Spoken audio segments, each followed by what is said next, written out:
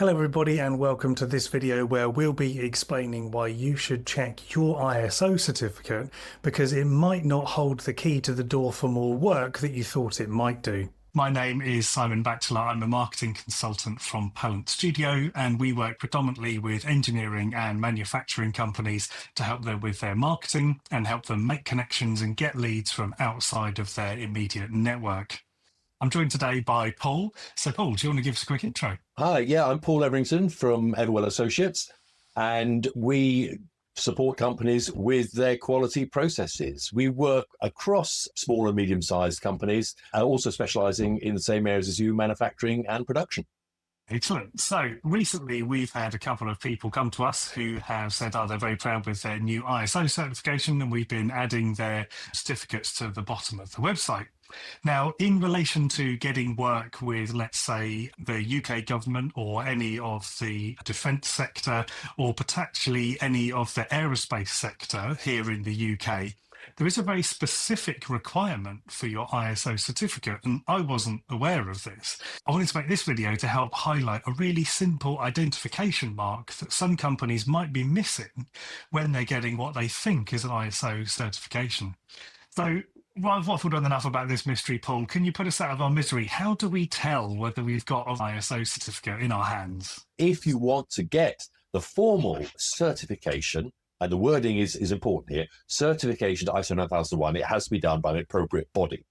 Now, internationally, there's a group called ILAC, and they govern worldwide the accreditation bodies.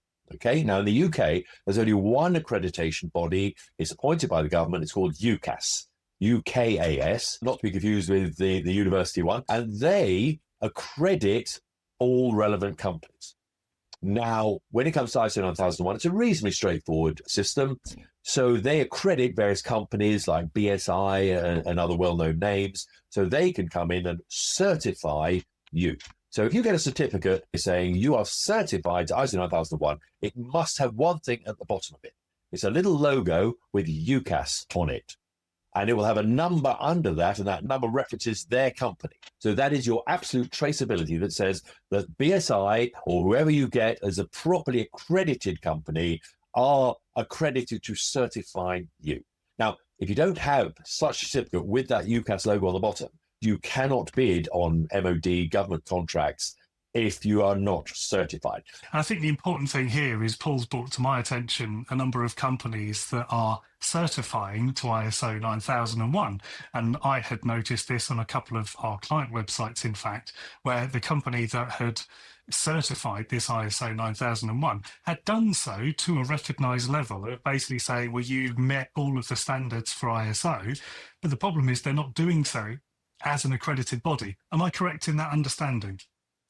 That's absolutely right. They themselves are not an accredited body, so they can, like I could say, yeah, you're doing some good things, but they cannot issue with that formal certification to ISO 9001. So essentially what they're giving us is like a sports day certificate saying, well done Yes. for meeting all of the example. requirements. We've all had a lovely day out, but this is essentially just a sports day well done. Yes. Unfortunately, because it's not been accredited by UKAS, it doesn't pass muster. And the thing is when you upload that certificate saying, yes, I'm compliant, they'll say, well, that's fine, but we need a UKAS certificate, and you haven't got a UKAS certificate. You've just got a sports day certificate. Correct. And that's going to be where the problem arises. Exactly. Yeah, no, you summarised it very well. So, Paul, if someone is loading up their website right now, scrolling to their ISO certificate, and they've realised that they are missing the UKAS logo, what would you recommend the next steps would be? Well, I mean, get in touch with us and we can point you to it. You can go to the UKAS website and you can see if that company that appeared to give you certification is a genuine entity. As I said, the first clue is if their certificate has the UKAS logo, probably are. You can check their certificate on the UKAS website. If they've not got that logo, they definitely are not. So, just make sure you check. And if you need a hand on that, just get in contact with me and I'll point you in the right direction. Excellent. Yeah, that definitely sounds like something that I recommend people do. So do get in touch with Paul, who can make sure that all of your ISO certifications are up to scratch and are going to pass muster when inspected. So, Paul, how can people get in touch with you if they do want to talk ISO certification? They can go to our website, everwell.associates, or just get in touch with me on LinkedIn at Paul Everington. Thanks very much, Paul.